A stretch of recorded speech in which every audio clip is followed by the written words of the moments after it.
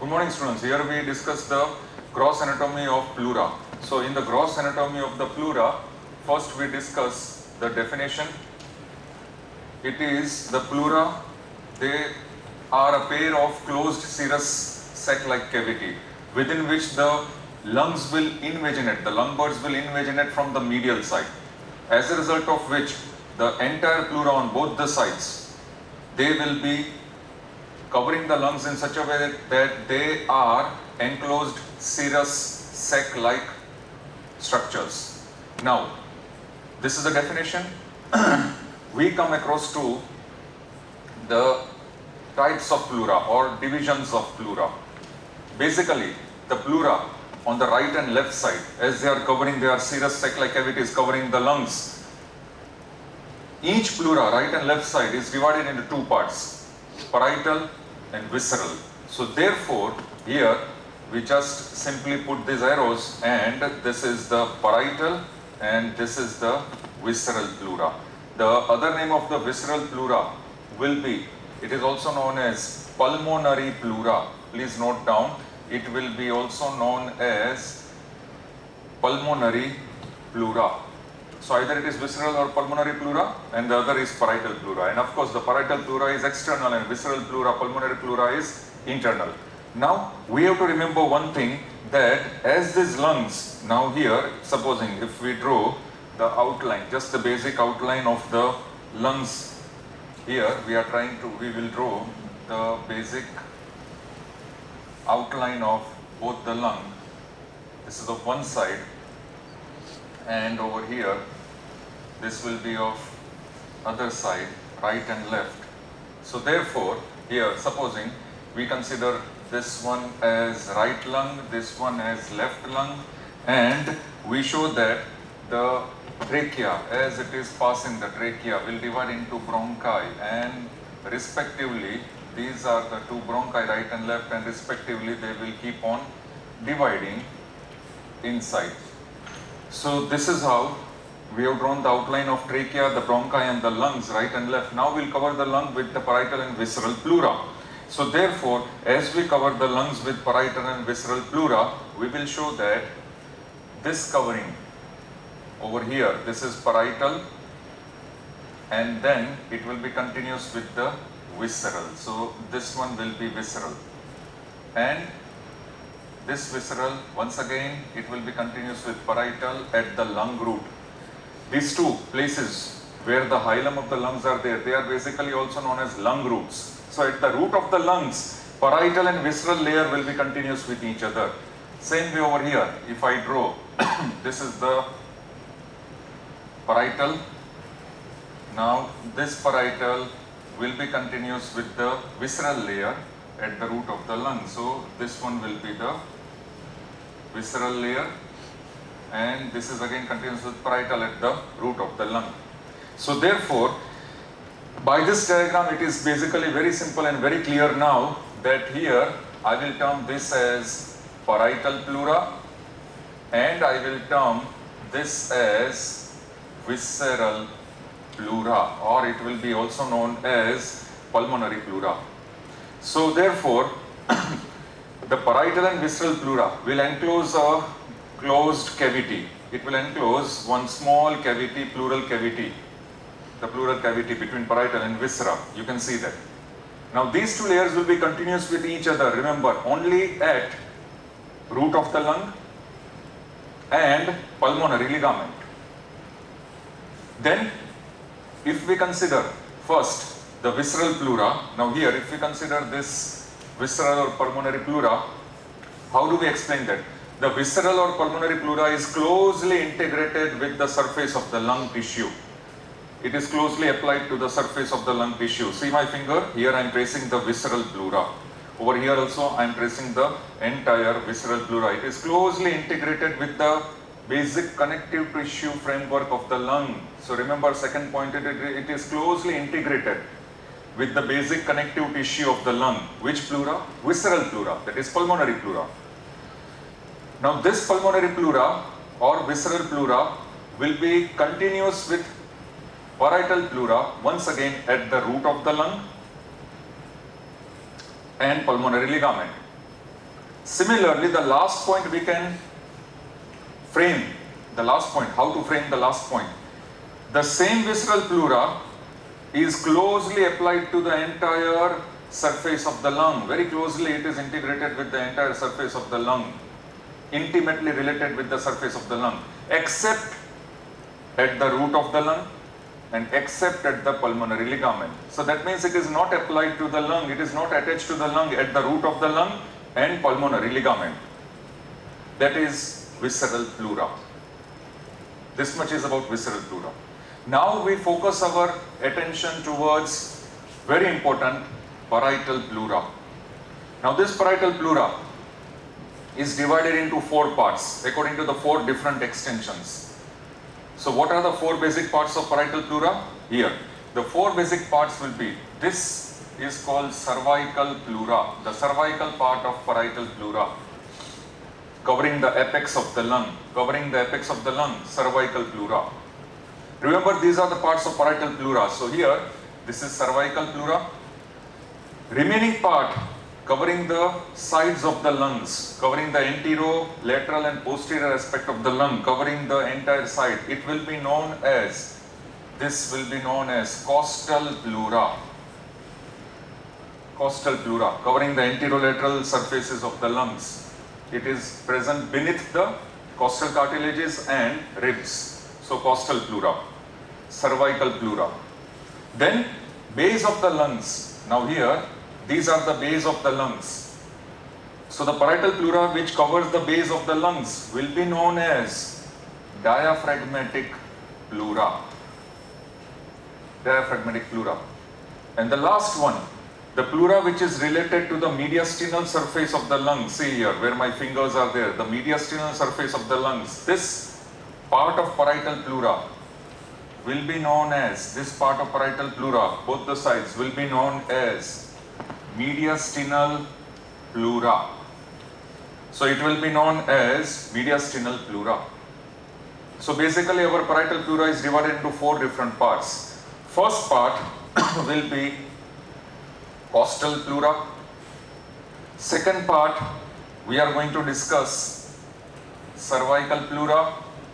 Third part, we are going to discuss diaphragmatic pleura.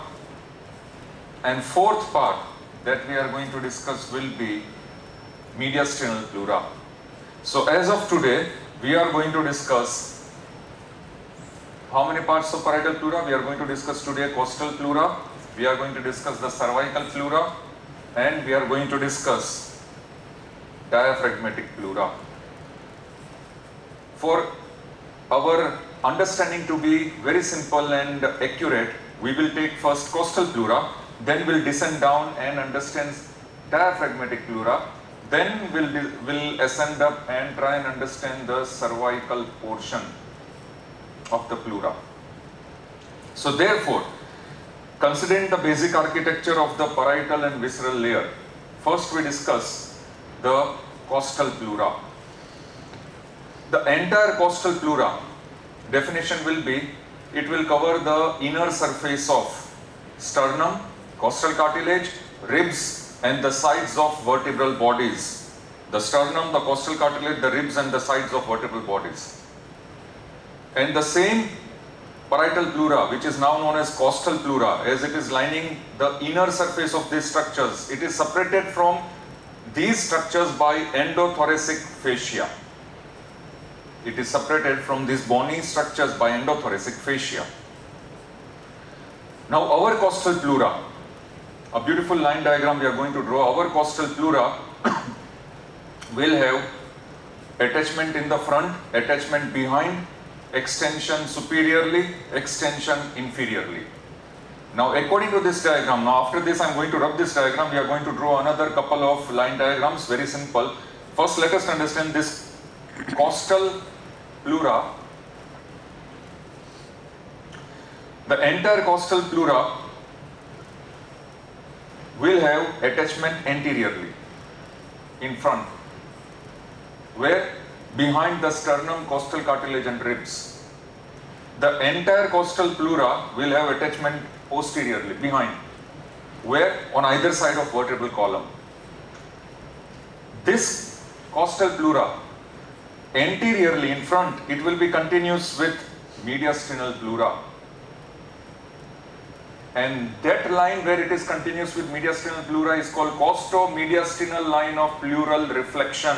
It is very beautifully mentioned in textbooks. Costo-mediastinal line of pleural reflection. What is it?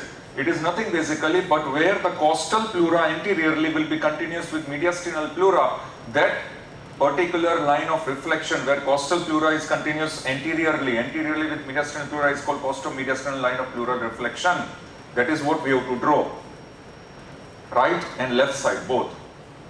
Same way, the same costal pleura posteriorly, it will be again posteriorly. Behind this, it will be continuous with mediastinal pleura. Again, posteriorly, it will be continuous with mediastinal pleura across another line that is called costo-vertebral line of pleural reflection.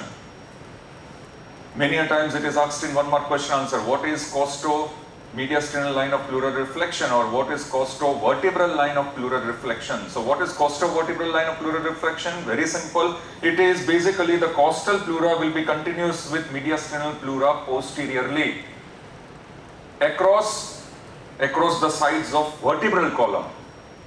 Across the sides of vertebral column. That is why it is called costo-vertebral line of pleural reflection. So that is what we are going to draw, both the lines. And similarly, the costal pleura inferiorly, here where my hand is there, it will be continuous with which pleura? Here we have already marked, diaphragmatic pleura. So this line of pleural reflection where costal pleura inferiorly is continuous with diaphragmatic pleura, that particular line will be known as costo-diaphragmatic line of pleural reflection. Costo-diaphragmatic line of pleural reflection. So now we are very clear with these three lines. One is costo-mediastinal line of pleural reflection, another is costo-vertebral line of pleural reflection, and third structure is costo-diaphragmatic line of pleural reflection. So as we have made this point very clear, now let us consider, let us draw, we will come on this side, please come on this side. We are going to draw the manubrium sternum very fast. So this one will be the manubrium sternum, body of sternum. Then we are going to show, this is the body of the sternum, and here we are going to show this as second costal cartilage at the angle. So here simply I am going to write 2 at this place. Over here I am going to show the first costal cartilage. So I am going to write 1. And above that, this will be the clavicle, the sternal end of the clavicle. Very simple. So here I am going to draw the sternal end of clavicle. Simply I am writing it C. Very simple. Then we consider the body.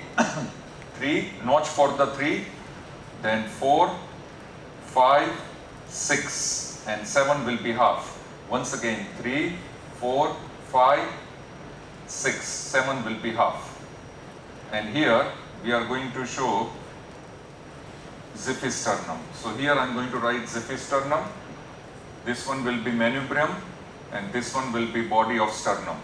And then as we descend down, this will be third, this will be fourth, this will be fifth, this will be sixth, and this will be 7. So the same way here we are going to show 3, then we are going to show 4, then we are going to show 5, and then we are going to show 6 and 7. So this way our diagram is complete. Now in front, the costal pleura, where it is related. So the costal pleura in front will be related to, now here I will show it as 7. So this is the basic diagram. So the costal pleura in front, it is continuous with mediastinal pleura. But basically how do we show? We will show it in a continuous line, and that line will be posterior to this entire bony landmark.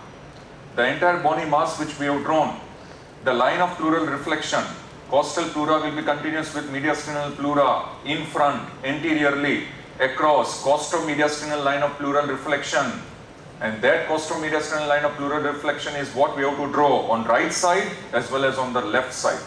But remember that line will be posterior to this entire sternum, costal cartilage and the ribs. But that line anteriorly is very important. That is what we have to mention and we have to draw. So therefore now, the costal pleura anteriorly will be continuous with mediastinal pleura across costo-mediastinal line of pleural reflection, which will be as follows on the right side as well as on the left side. So here, please note down that this line of reflection on the right and left side will start from sternoclavicular joint here, sternoclavicular joint on both the sides. So the first point will be here, simply put a point, sternoclavicular joint. So it is starting with sternoclavicular joint, the first point. Remember, this is the costo-mediastinal line of pleural reflection, where costal pleura will be continuous with mediastinal pleura in the front. And in the front means it is lying behind the entire body, the sternum, behind the costal cartilages, that is lying behind. But we are just simply drawing this line to show that this line will be basically posterior to this sternum.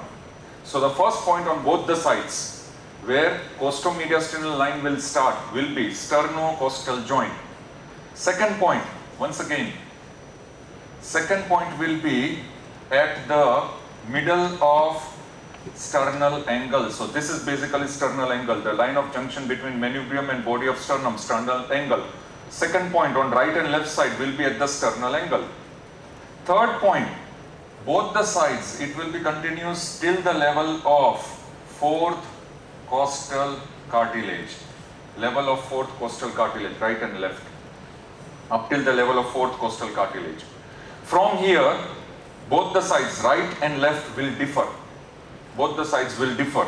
So here, just to make it clear, this will be right side and this will be the left side. In diagram, it should be very clear, right and left. Now, as we have descended till the fourth costal cartilage, the costo-mediastinal line of pleural reflection on the right side will continue from the level of the fourth costal cartilage till the middle of xiphisternal joint. From the middle of xiphisternal joint, it will take its course laterally, it will pass laterally. And laterally it will pass across the right costo-xiphi angle. This is the right costo-xiphi angle, across the right costo-xiphi angle. Then it will pass across the seventh costal cartilage. Here we are very easily able to see that it is passing across the seventh costal cartilage. Now across the seventh costal cartilage, then where I have put the arrow, the costo-mediastinal line will be continuous with costo-diaphragmatic line of pleural reflection. So here inferiorly on the right side, across or behind the seventh costal cartilage, the same line, costo-mediastinal line, will be continuous with costo-diaphragmatic line, and we end over here. Now remember, this line which we have drawn is costo-mediastinal line of pleural reflection in the front, that is anteriorly for the costal pleura. Now on the left side, what will happen? On the left side till the fourth costal cartilage. From the fourth costal cartilage, this line will deviate towards the left margin of the sternum. It will deviate towards the left margin of the sternum. Left side towards the left margin of the sternum till sixth costal cartilage. Then what will happen? Then from the level of sixth costal cartilage, it will pass laterally. And just as right side, it will deviate laterally from the sixth costal cartilage on the left side. Of course, this is left side. It will be continuous with the costo-diaphragmatic line of pleural reflection on the left side. Just as on the right side it is continuous, same way on the left side it will be continuous with costo-diaphragmatic line of pleural reflection. These are the points for front relation or anterior relation of costal pleura, where the costal pleura will be continuous with mediastinal pleura anteriorly or in the front across the line, and that line is known as, on the right and left side, both the lines, they are known as costo-mediastinal lines of pleural reflection. We have to understand these points on the right and left side. And the same lines inferiorly and laterally, see here, both the sides, they will be continuous with costo-diaphragmatic line of pleural reflection. So as of the front we have finished. Now behind. Behind the costal pleura, supposing behind, if we come on this side, extend this side, I will draw the diagram over here. Behind the costal pleura posteriorly or behind will be continuous with mediastinal pleura across the vertebral column, on either side of vertebral column. So it will be known as costo-vertebral line of pleural reflection. Remember, costo-vertebral line of pleural reflection, where costal pleura will be continuous with mediastinal pleura posteriorly. So here simply, this is coming, no? Over here. So simply, I will put dot. This is the spine of C7. This is the spine of T1. Here I will write down C7, then T1. Similarly, T2, 3, 4, 5, 6, 7, 8, it will go on. I don't have enough space over here. Therefore, in the last, here I am going to simply write here T12. This is visible, right? Okay, T12. And here C7 spine. So these are simply the points which I have drawn as the spines. So posteriorly the costal pleura will be continuous with mediastinal pleura across our line, which is known as costo-vertebral line of pleural reflection. What are the points? The points will be very simple. 2 points you have to remember. On right and left side the lines will be same. So 2.5 centimeter, the first point will be 2.5 centimeter on either side, right and left side of C7 spine. And the second point will be once again 2.5 centimeter on either side of which spine? T12 spine. And if you join on right and left side, if you join these two here, if you join these 2 points, the first point 2.5 centimeter on either side of spine of C7 and second point 2.5 centimeter on either side, that is lateral side of T12 spine. And if you join on right and left side these 2 points, this line becomes costo-vertebral line of pleural reflection. So therefore, here you can mention costo-vertebral line of pleural reflection. So this will become costo-vertebral line of pleural reflection, both the sides.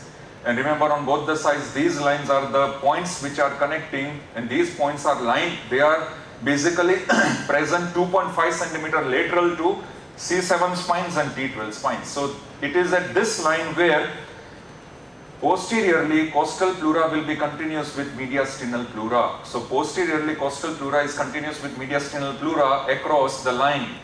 Which line? Costo-vertebral line. And these lines are present on both the sides, right and left. So they are called costo-vertebral lines of pleural reflection, right and left side. And these are the points. So posteriorly the entire costal pleura, how it is attached, where it is attached, we have completed. Anteriorly also we have completed, posteriorly also we have completed. Now please come on this side. Here superiorly only 1 point. The entire costal pleura superiorly is, we can take the help of this diagram, superiorly it is continuous with which pleura? Cervical pleura. Across what level? Across the inner border of first rib. So if you draw here simply with a line diagram, this will be the first rib.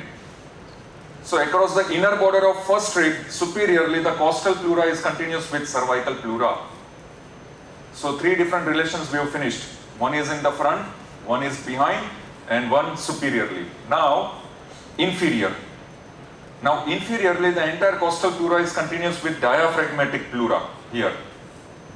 And how it is continuous with diaphragmatic pleura, it is also very interesting. So in this diagram only we are going to modify and we are going to show. So therefore, supposing we'll take the help of that other diagram, that will be more comfortable here. This diagram will take the use. So inferiorly the costal pleura will be continuous with diaphragmatic pleura across costo-diaphragmatic line of pleural reflection. Costo-diaphragmatic line of pleural reflection. It will start on the right side with this point, center of xiphisternum joint. Then here instead of 7th costal cartilage, the point which will come will be the 8th costal cartilage in mid-clavicular line. So here I am going to just simply put this point as, remember, the 8th costal cartilage. So I am going to write this as 8th costal cartilage, mid-clavicular line. Then we come across more laterally second point, and this point here I will mention this as the 10th rib.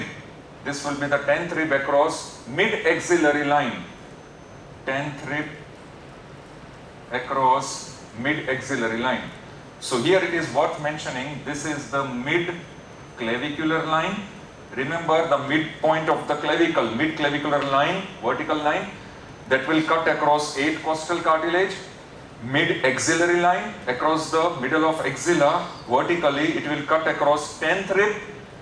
Posteriorly, now here I am going to draw posteriorly. So I am going to show this point. Why I am drawing it above is to show posteriorly. This point is lying 2.5 centimeter lateral to 12th, the spine of 12th thoracic vertebrae. Same point, please show over here. Same point as we had drawn over here. This is the last point, but it is posteriorly. So this point, 2.5 centimeter lateral to the spine of T12, I am going to show it here. So I am going to write this as T12. So therefore, when we connect these three, this point, this line, see here, I am connecting these 4 points. On the right hand side, inferiorly, costal pleura is continuous with diaphragmatic pleura across costodiaphragmatic line of pleural reflection. So on the right side, that line which I have drawn will be first point from the middle of xiphisternal joint. Second point, it will pass through 8th costal cartilage in mid-clavicular line. Then it will pass laterally across the 10th rib in the mid-axillary line. 10th rib, mid-axillary line. Remember, so I am going to mention this as mid-axillary line. 10th rib, mid-axillary line.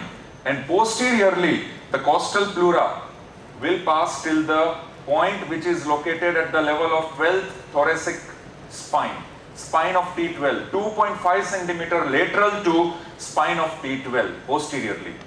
So this entire line connecting on the right side becomes the right side costodiaphragmatic line of pleural reflection, which is the inferior part of costal pleura. So here it is worth mentioning costodiaphragmatic line of pleural reflection. So here I have mentioned this as costodiaphragmatic line of pleural reflection, the 4 points, 1, 2, 3, 4.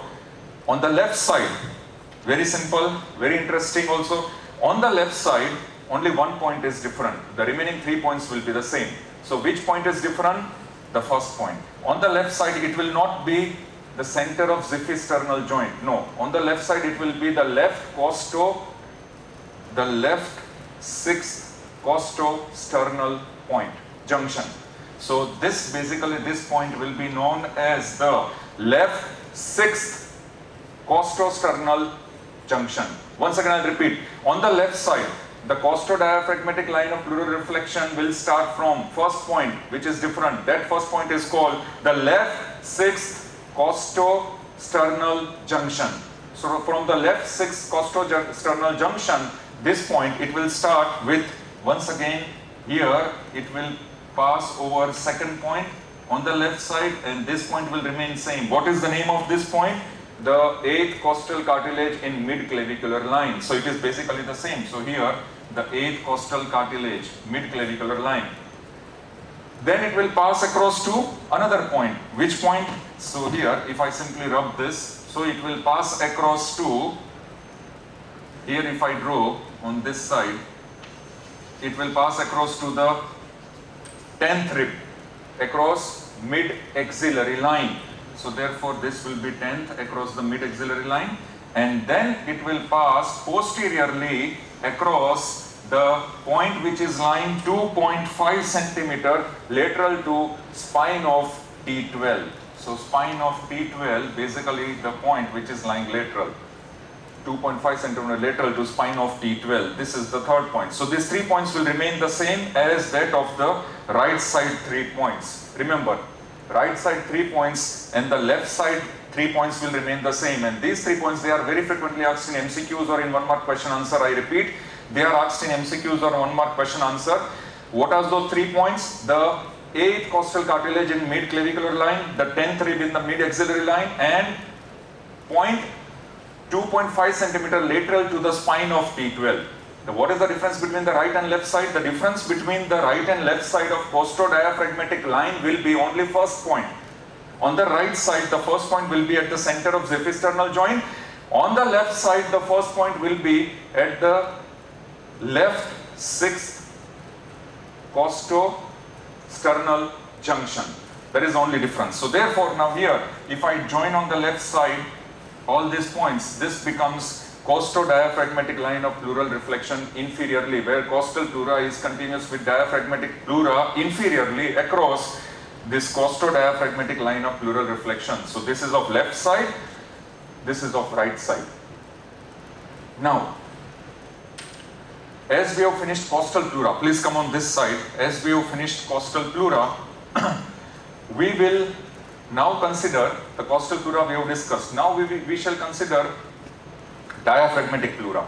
In order to understand diaphragmatic pleura, please note down that diaphragmatic pleura, for example, if I just rub this to create some space over here, the diaphragmatic pleura is continuous laterally with the costal pleura across costodiaphragmatic line of pleural reflection that we have understood. And the same diaphragmatic pleura, it will be continuous medially. The same diaphragmatic pleura will be continuous medially. Supposing here, if I draw over here on one and here on other side, on one side and other side, and here simply if I write here diaphragmatic pleura, this is diaphragmatic pleura, right and left side. Laterally it will be continuous with costal pleura across costodiaphragmatic line of pleural reflection. So laterally here it is continuous with costal pleura, and this line will be known as costodiaphragmatic line of pleural reflection. So here costodiaphragmatic line of pleural reflection, and this structure is called costal pleura. So diaphragmatic pleura. What is diaphragmatic pleura? Basically, it is the portion of pleura which covers the thoracic part of the diaphragm, the thoracic bulge of the diaphragm. So the thoracic part of the diaphragm is covered by diaphragmatic pleura. It is continuous laterally. Diaphragmatic pleura is continuous laterally with costal pleura on either side across costodiaphragmatic line of pleural reflection, and medially the diaphragmatic pleura will be continuous. Medially it will be continuous with mediastinal pleura. Medially it will be continuous with the mediastinal pleura across, first let us write down, medially it is continuous with mediastinal pleura. Across what? Across the junction of fibrous pericardium with central tendon. So therefore here, if I just draw, this is the central tendon of diaphragm. Here, this is the central tendon of diaphragm. And then if I show the fibrous pericardium, I will show here, this will be the fibrous pericardium. So therefore, if I write here central tendon of diaphragm, and if I write over here, mark here, this is the fibrous pericardium of the heart. Fibrous pericardium of the heart and central tendon, the line of junction, that is the line of junction where diaphragmatic pleura of both the sides will be continuous medially with the mediastinal pleura. Once again, very simple, do not complicate. The diaphragmatic pleura medially will be continuous with mediastinal pleura across the line of junction of fibrous pericardium with central tendon. That is all. So we have finished diaphragmatic pleura also. Now we consider the cervical pleura. Cervical pleura, very interesting. That is also asked so many times in MCQs also. Just as both the sides, please focus over here. Both the sides, the costo-diaphragmatic lines of pleural reflection. This is also asked in MCQ. All these points, 8, 9, 8, 10, 12, etc.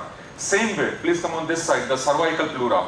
Now, if you simply draw here, we shall be drawing only the apex of cervical pleura. Simply, we are drawing the apex of cervical pleura of both the sides. That is all.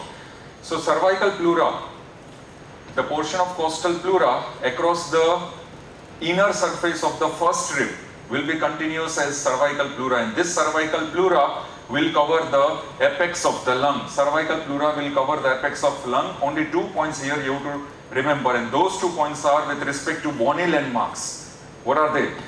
For example, here if I draw the level of first costal cartilage, here if I draw the level of first costal cartilage, the apex of cervical pleura, so here I will write here apex of cervical pleura. The apex of cervical pleura will be present at the level of how much?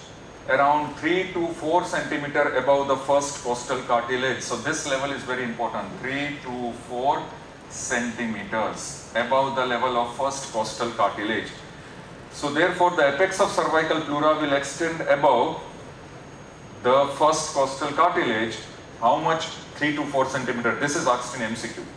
And the second bony landmark, here you just show the sternal end of clavicle. So here I am showing sternal end of clavicle. Once again, the apex of cervical pleura will be present above the sternal end of clavicle. How much? 2.5 centimeter above the sternal end of clavicle. So here 2.5 centimeter above the sternal end of clavicle. So remember, the distance between the apex of pleura and the upper border of sternal end of clavicle, or the apex of pleura is present 2.5 centimeter above the sternal end of clavicle. This is also asked in MCQ. So the apex of pleura, or it is called cervical pleura. The cervical pleura which covers the apex of pleura is present 3 to 4 centimeter above the first costal cartilage, and the same apex of pleura which is covered by cervical pleura is present 2.5 centimeter above the sternal end of clavicle. Now the last segment of cervical pleura. This entire cervical pleura is covered by suprapleural membrane, which is also called Simpson's fascia. So it is called suprapleural membrane, or it will be known as the Simpson's fascia. Now, what is this suprapleural membrane or Simpson's fascia? It is a musculofacial partition, musculofacial covering, which will cover the apex of the pleura, or it will cover the cervical pleura. So it will separate the cervical pleura from the structures present in the root of the neck. Once again, I'll explain.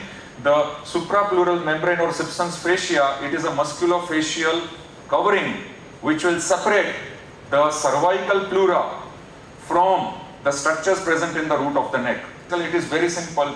For example, here if I show the body of C7, and here if I show the transverse process of C7, and at one particular place I will just show, see that this is just a cross section. On one side I am showing the inner border of the first rib. This is the inner border of first rib. And in the middle I am showing here, this will be the trachea. So this is the trachea in the middle portion. Now same way over here, if I show this inner border of the first rib on another side, cross section. Now we understand suprapleural membrane or Simpson's fascia, which is covering the cervical pleura. It is attached. The apex will be attached to the tip of transverse process of C7. So the apex is attached at the tip of the transverse process of C7. So here, this is how the apex will be attached to the tip of transverse process of C7. In front, Now in front, this fascia is attached to inner border of first rib. So in front it is attached to the inner border of the first rib. And medially it will be attached to it is continuous with the pretracheal fascia. Remember here, medially it is continuous with pretracheal fascia on either side of trachea, So therefore, this is the partition which is formed across the root of the neck, and this partition is called suprapleural membrane or Simpson's fascia. Once again, what is the attachment? That is also asked in MCQs. Simpson's fascia or suprapleural membrane is attached posteriorly to the tip of the transverse process of C7. Anteriorly, it is attached to the inner border of first rib. Medially, it is continuous with pretracheal fascia on either side of trachea, and it will separate the cervical pleura, apex of the lung, from the structures which are present in the root of the lung. And now for another 1 mark question answer, that is MCQ. Basically, in the definition, I had expressed that this suprapleural membrane or Simpson's fascia is a musculofacial partition. So it consists of muscular fibers which are derived from scalenus minimus muscle. 1 mark, this is MCQ. Scalenus minimus, they are the muscular fibers which will be present here in some form in Simpson's fascia. And the facial component, the facial fibers are derived from endothoracic fascia. So this is about suprapleural membrane, or it is called Simpson's fascia. So in this segment we have discussed the parietal pleura, how many components? Costal pleura, then we have discussed diaphragmatic pleura, then we have discussed the cervical pleura, then we have discussed the suprapleural membrane and Simpson's fascia. Tomorrow we are going to discuss the entire mediastinal pleura and the arterial supply, venous drainage and the nerve supply of the pleura. Thank you very much.